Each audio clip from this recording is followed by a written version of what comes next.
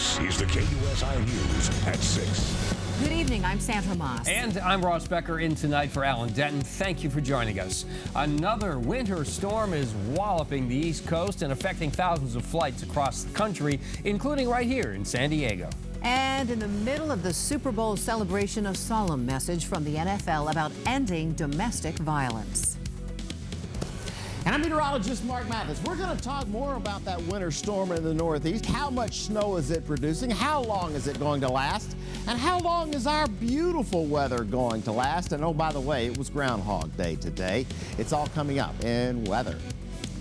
Hey, the 2015 Super Bowl Rudy Awards are ready for consumption, and Deshaun makes ASR history. Sports at 6:45, the news right now. This is the KUSI News at 6 p.m. The jury has reached a verdict in what is being called a case of revenge pornography. Kevin Bollard was accused of posting nude pictures of women on websites and then forcing them to pay him to take them down. KUSI's Sasha Fu is live at the courthouse tonight with more. Sasha? Sandra and Ross, a guilty verdict late this afternoon in the case of this defendant charged with 31 felony counts. The jury returned a verdict of guilty in 29 of those counts, including extortion. The jury of mountaintop costs find the defendant, Kevin Christopher Bullard, guilty of the crime of identity theft in violation of Penal Code Section 530.5. 28-year-old Kevin Bullard of Pacific Beach was convicted of identity theft, invasion of privacy, and conspiracy. The prosecution's case involved 26 victims, women whose nude or sexually explicit photos were posted by users to the website run by Bullard between the period of December 2012 and September of 2013. The defendant also ran a second website called Change My Reputation, which actually charged $250 to $350 to have those photos taken down. Now, Bullard's defense attorneys maintain that what their client did was not wrong. It was not against the law, but prosecutors say what he did was egregious because the website also included information about the victim, the names, addresses, and even where they worked.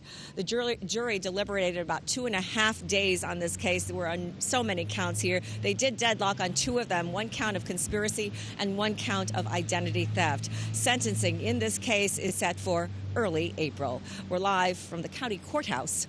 I'm Sasha Fu, KUSI News. All right, Sasha, thank you. Well, here in San Diego, it was a beautiful day. Feels like summertime, but in the Northeast, they're still getting pounded by snow. They sure are. KUSI's John Dupree is here with the latest. John? Wow, Sandra Ross, 65 million Americans in the path of this latest storm, so chances are you know someone snowed in over there.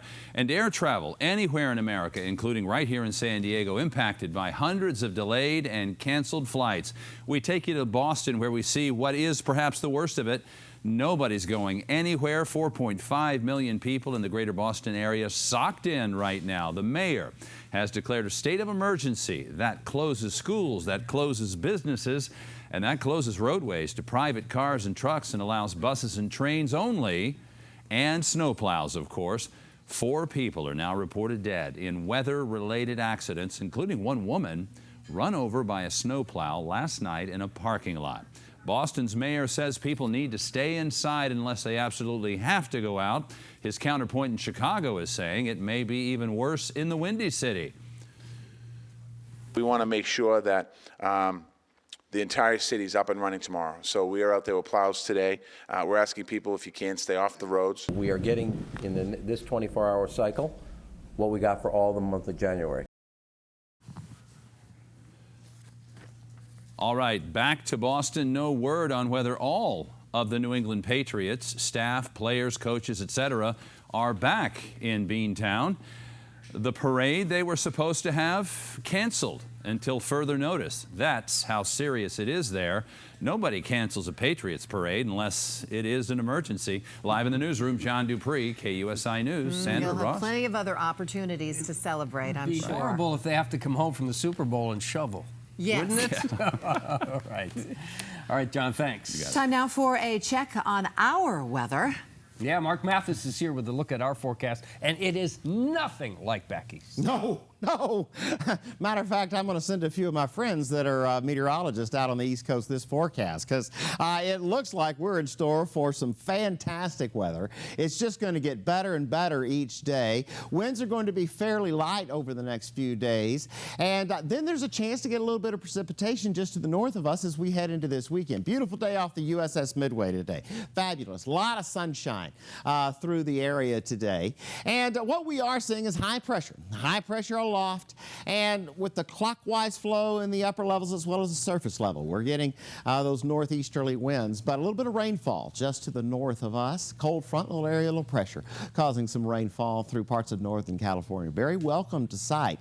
As we head into the middle part of this week, jet dips down, area low pressure pushes in here, and there's a chance to get a little bit of rainfall through parts of central California as well. Nothing showing up on the radar right now. 63 is the current temperature outside. Winds out of the west-northwest at 5 miles per hour. That's going to shift a little bit as we head through the evening hours. It's 69 right now in Chula Vista, with winds out of the west at 4 miles per hour with gusts at 4. All right, in the morning, the only place we're going to see some marine layer and low clouds and fog, coastal areas, 50. 49 inland, 43 mountains, 51 in the deserts. Now, coming up in just a bit, I'm going to show you a groundhog that evidently was a Republican or a Democrat, depending on what this mayor was. He didn't like the mayor very well.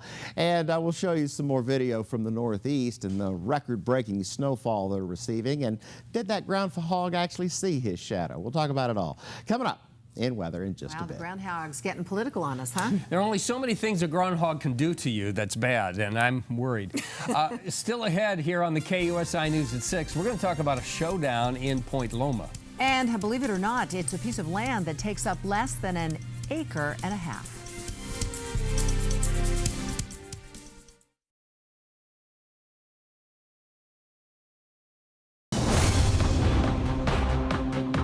An abandoned gas station will soon become a temporary fire station in the Skyline area. San Diego City leaders held a groundbreaking ceremony today. Officials say the Skyline Hills community suffers from slow emergency response times. The $400,000 station is being built off Skyline Drive across from the Southeastern Police substation.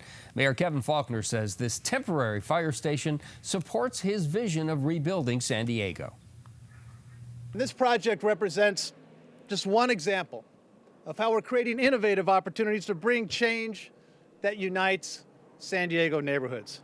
Part of building one San Diego means that every neighborhood, Skyline, are thriving and getting their fair share of city services. The fire station is expected to be completed by April. A huge rock that crashed into an equipment rental store yesterday is still right where it fell. Alpine Rentals owners tell KUSI a crane was not able to pick up the 10-foot boulder. The owners say they now plan on incorporating the rock into the building as they begin the reconstruction process. For some reason, the rock came rolling down the hillside and crashed into the store. Luckily, the shop is closed on Sundays, so no one was hurt. Current inmates are helping out former inmates through a new pedal program at the Donovan Correctional Facility in Otay Mesa. Inmates at the state prison are refurbishing bicycles to give to those who are now re-entering the community and need transportation to go to school or for work. The program is started by District Attorney Bonnie Dumanis, prison officials, and state parole officers. What a plus that those that are in custody have the opportunity to give back, as the warden said, to those that are coming out of custody so that they will have a chance to succeed. Coming down here to the Literacy Learning Lab, it's been really beneficial. You know, I just got hired. You know, I have little, you know, I'm building up confidence for myself. You know, it's possible to do good out here. This is part of San Diego's Re-Entry Roundtable, which promotes the successful return to society by inmates of people leaving prison or jail. Good for them. You know, it's not often that the San Diego City Council gets involved in a development project that involves a little less than an acre and a half. But that is the case with the proposal in Point Loma that has a grassroots group there furious. KUSI's Ed Lenderman has the story. Standing below a steep bluff, the stability of which is in question, are members of a group calling itself Preserve Point Loma. Speaking of height, they apparently have a tall order on their hands. convincing the city council that the San Diego Planning Commission made a big mistake last June when it approved a 4-lot subdivision at the top of the bluff. That's sandstone you're looking at. Sandstone, it falls apart. For the last decade, says the grassroots group, the owner of the old Joseph and Mabel Jessup estate, which sits off a narrow and steep driveway, which is off an equally narrow and steep street, La Crescentia Drive, has tried but failed to develop the property. 3 new hilltop homes overlooking the bay, plus her home, which she is currently renting out, they say. According to the group, they say they've collected nearly 700 signatures opposing the development. There are plenty of issues, and NIMBYism isn't one of them. Start with the environmentally sensitive bluff, they say, then move to a major safety issue. Emergency vehicles, including fire trucks, can't get up the winding driveway. And they got around that by saying, well, we'll put sprinklers on the houses. Well, that's great for the houses. It's not great for if there's a fire here. It's not great if you happen to have an emergency like a heart attack. And don't just take our word for it, they say.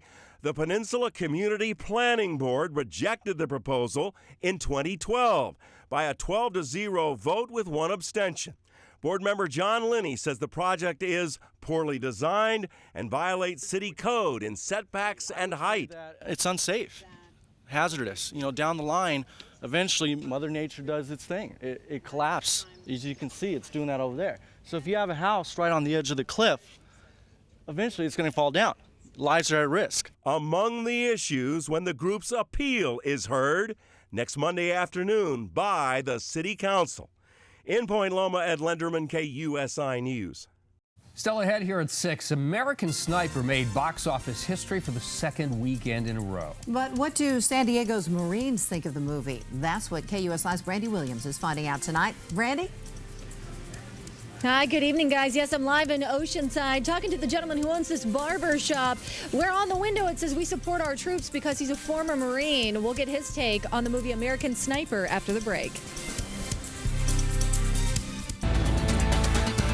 In our health report tonight, officials have confirmed measles cases now in 14 states across the country, and at least 90 cases are confirmed right here in California. Health officials say there is a real fear of wider spread of the disease, but no need to panic yet. KUSI's Lauren Finney joins us now with more on the story. Lauren? Well, Sandra and Ross, new measles cases are being reported in Santa Monica, New York, and Arizona. It has health officials on the offensive and is sparking new debate about vaccinations for everyone, from parents to politicians.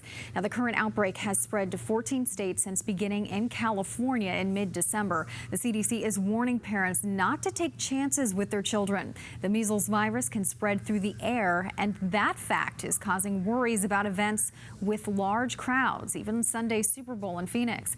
And today, New Jersey Governor Chris Christie made comments that drew a new level of attention amid this recent outbreak. Christie said parents should have some choice when it comes to vaccinating their children. He disagreed with President Obama, who over the weekend urged all parents to vaccinate their kids.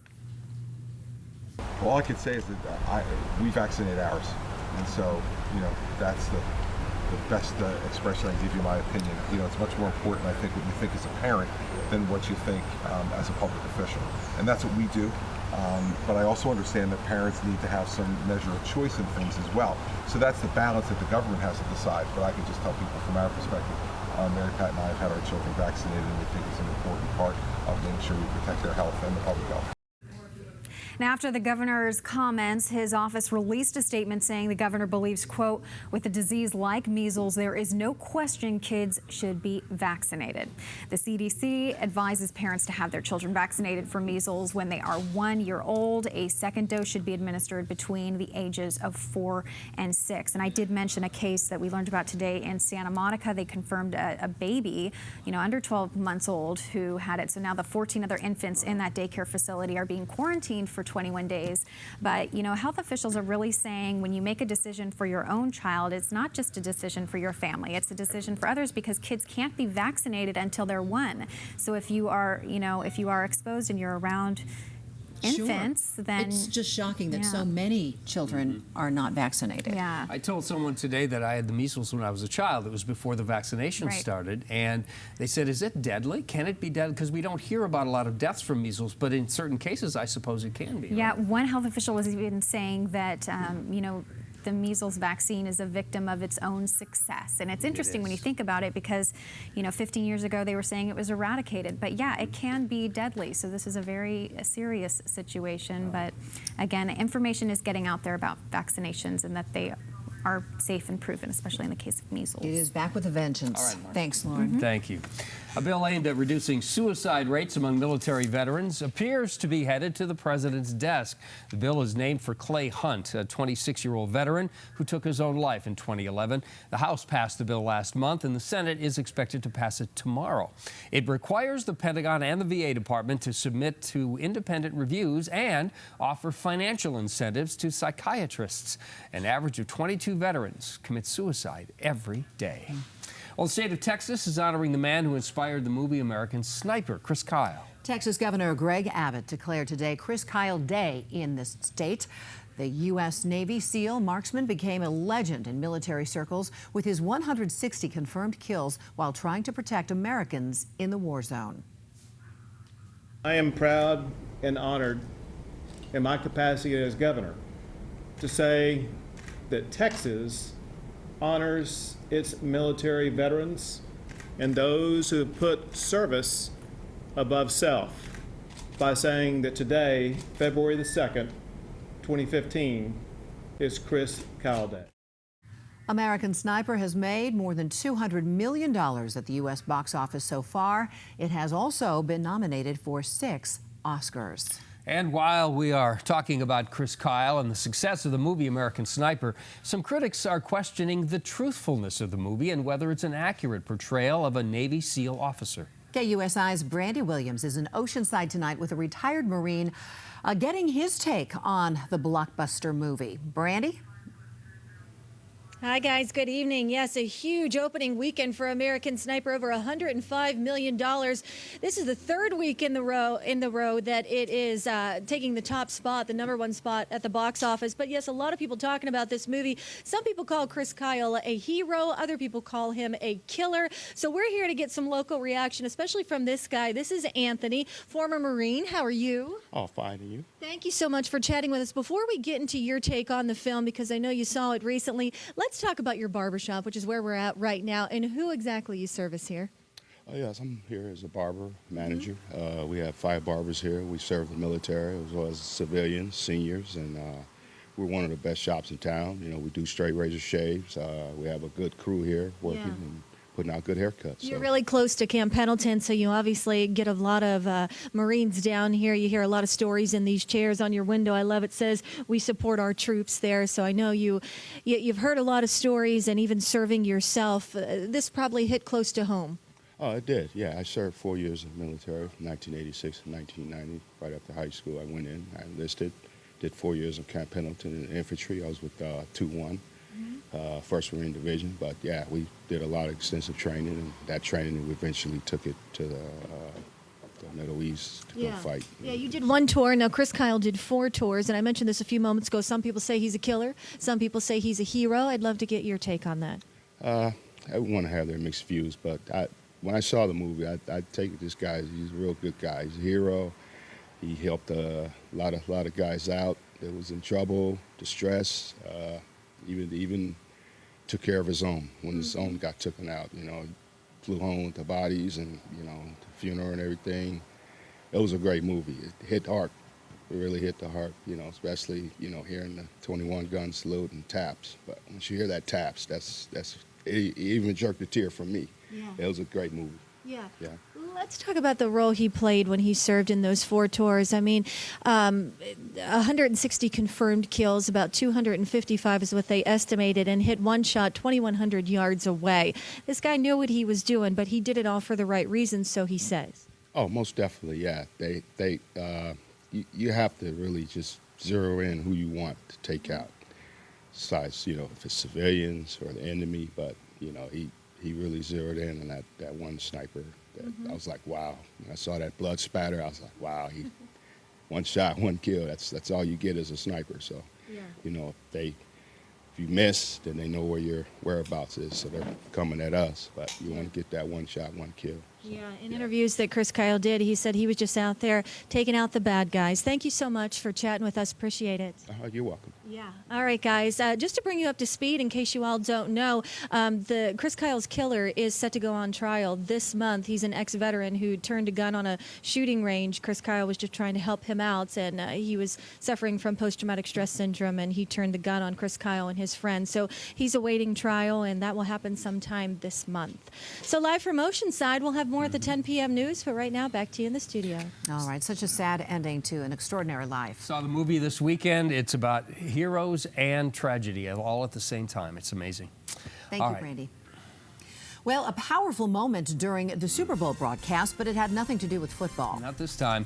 Coming up on the KUSI News at 6, a local group committed to helping survivors of domestic violence reacts to the league efforts to stop violence against women.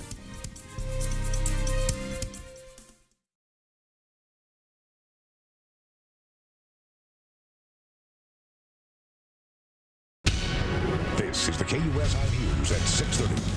Good evening and welcome to the KUSI News at 6:30. I'm Ross Becker, in tonight for Alan Denton. I'm Sandra Moss. Thank you for joining us.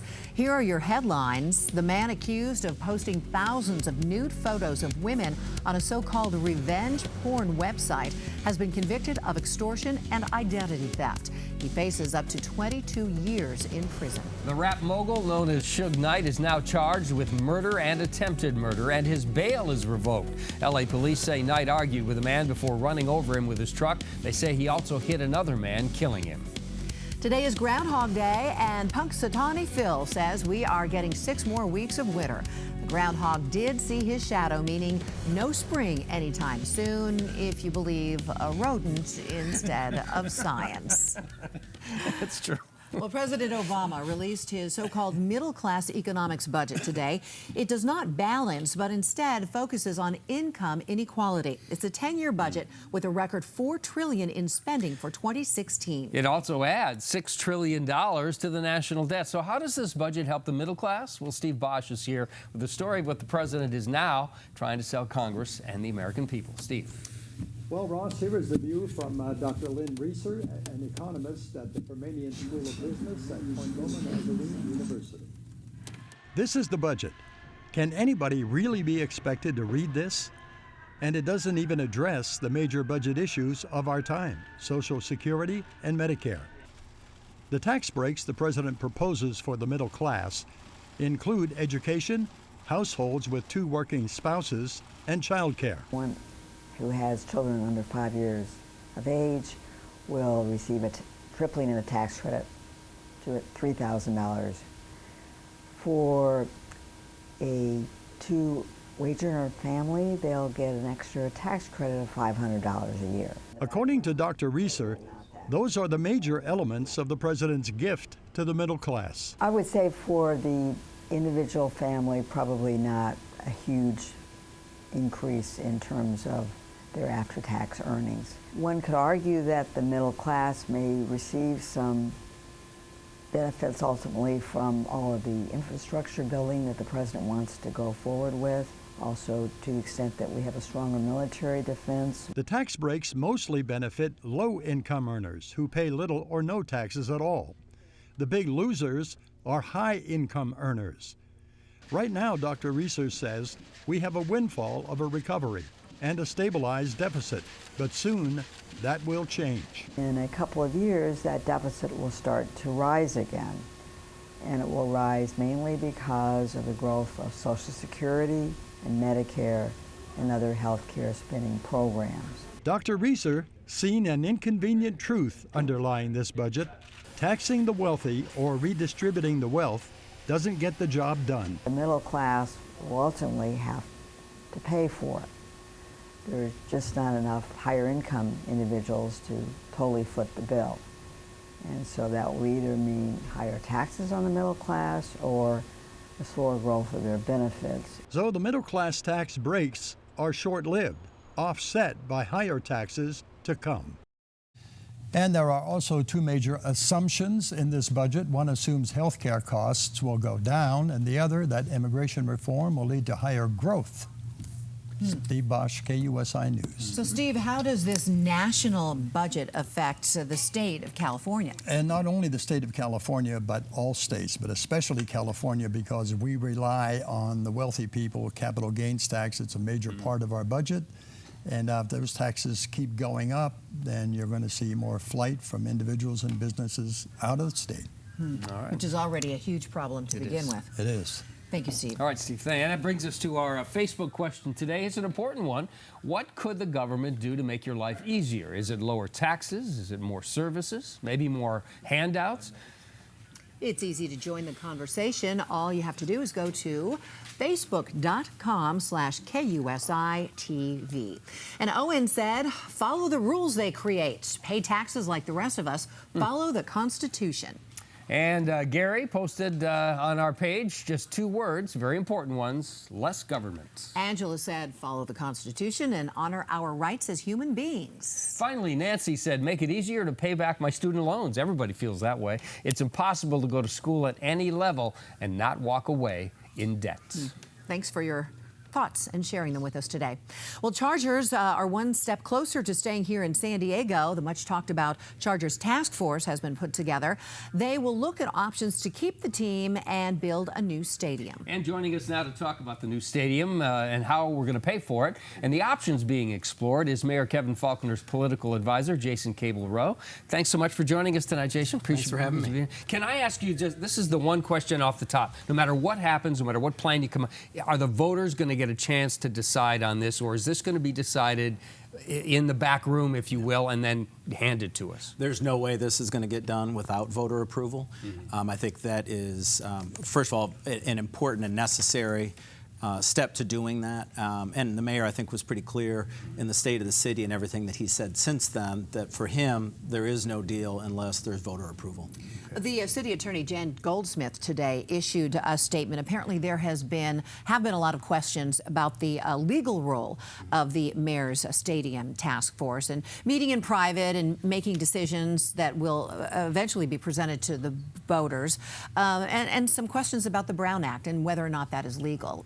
Well, I mean, it's not an official body of the City of San Diego's government. This is an advisory group that exists to give the mayor some advice on the options that he could make, put at his disposal in order to find a solution that will keep the team here. You know, nothing that this group advises the mayor is he bound to. I mean, this is I mean, the name is advisory and the function is advisory. It's a recommendation. It is. And, you know, some of the people that are carping today are the same people that a few weeks ago during the State of the City were complaining that there weren't specifics on what we're going to do for to keep the Chargers here.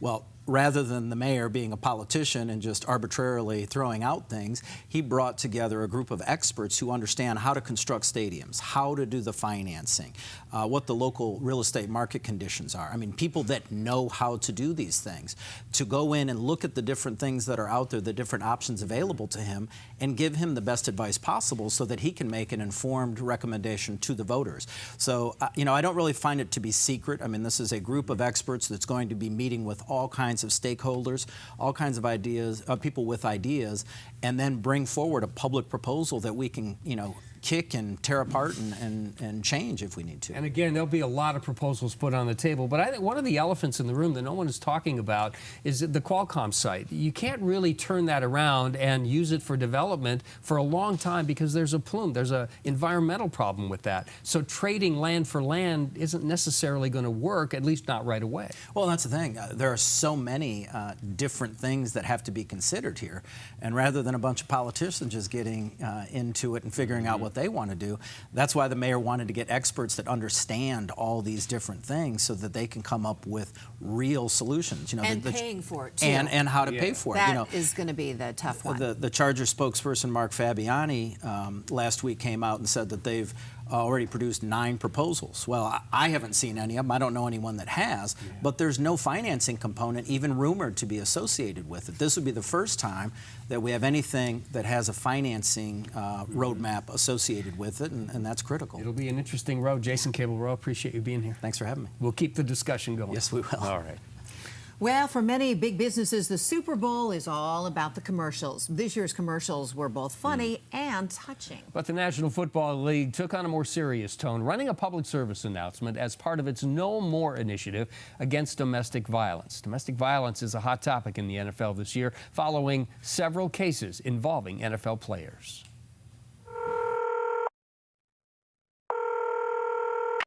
911, operator 901. Where's the emergency? 127 Brynmere. Okay, what's going on there? I'd like to order a pizza for delivery. Ma'am, you've reached 911. This is an emergency line. Large with half pepperoni, half mushrooms. You know you've called 911. This is an emergency Do you line. know how long it'll be? Okay, ma'am, is everything okay over there? Do you have an emergency or not? Yes. And you're unable to talk because... Right. Okay, is there someone in the room with you? Just say yes or no. Yes. Okay, it looks like I have an officer about a mile from your location. Are there any weapons in your house? No. Can you stay on the phone with me? No. See you soon. Thank you. She needed help, and the guy was listening. That was a script from a real 911 call. Did it have an effect? And what do domestic violence survivors think about that public service announcement? KUSI's Kristen Casado is here now with reaction. Pretty chilling, Kristen. It absolutely is, Ross and Sandra. Powerful 30 seconds, and the purpose is to make people aware of the nuances of domestic violence, to read between the lines. But experts in the field say this one public service announcement is not going to change the world. Jen Lawford boldly made the call. He was telling me he was going to kill me, so I had called 911 2 or 3 times, and I didn't even mean to get the ball rolling, but once you make a 911 call, it's hard to dial something like that back. The abuse started 7 months into their relationship. It was every day after that. The bruises would fade. The emotional scars would take a deeper toll. But I thought, I have 2 choices. I can let this ruin my life, or I can get off my ass and do something about it. So that's what I decided to do. 911, operator 901. Where's the emergency? But ending the cycle of violence is not all about dialing those 3 numbers. Some say the Super Bowl ad fell flat. We're never going to stop domestic violence by arrest or prosecution. Casey Gwynn has been working in the domestic violence field for decades. He started the first Family Justice Center in 2002 here in San Diego, a one-stop shop for victims to get the support they need to become survivors. There are now 90 centers in 40 states. He says there is a need for societal change. Why doesn't she just leave? Why doesn't she just leave? I've been doing this work 30 years. I am so sick of that statement and that question, why doesn't she just leave? We need, as a culture, to say we're not going to tolerate violence and abuse anymore. Okay, is there someone in the room with you? Just say yes or no. Yes. When I saw that video, it really hit home for me because there was so many times where I wanted to call for help, but I was afraid. Michelle Jangula's abuser strangled her, hit her, threatened to take their baby away. She got out of her relationship with the help of the Family Justice Center. She got out to show her 8-year-old daughter that being in an abusive relationship isn't okay, and to show her son the right way to treat women. I'm fighting with everything I got for these kids. And I just wish he would see that, and he would get help. Can I have a kiss? Have a kiss? Mwah. Thank you. So loving. Jen is now in a healthy marriage with a 1-year-old daughter. Her abuser spent 4 years in prison. She's a completely different person now. If a man ever hit me, that I would leave the first time and I would never come back. And that women that stayed were weak and there was something wrong with them. And I thought like that until I became one of them. Women in abusive relationships need options and support, and that's what places like the Family Justice Center offer. The week before Valentine's Day, they'll be giving roses and chocolate to those who come into the center to show them that they deserve much better than they're getting now. It's also about breaking the cycle, as that one survivor said, too. I mean, you get into this and then you think there's no way to get out of it, right?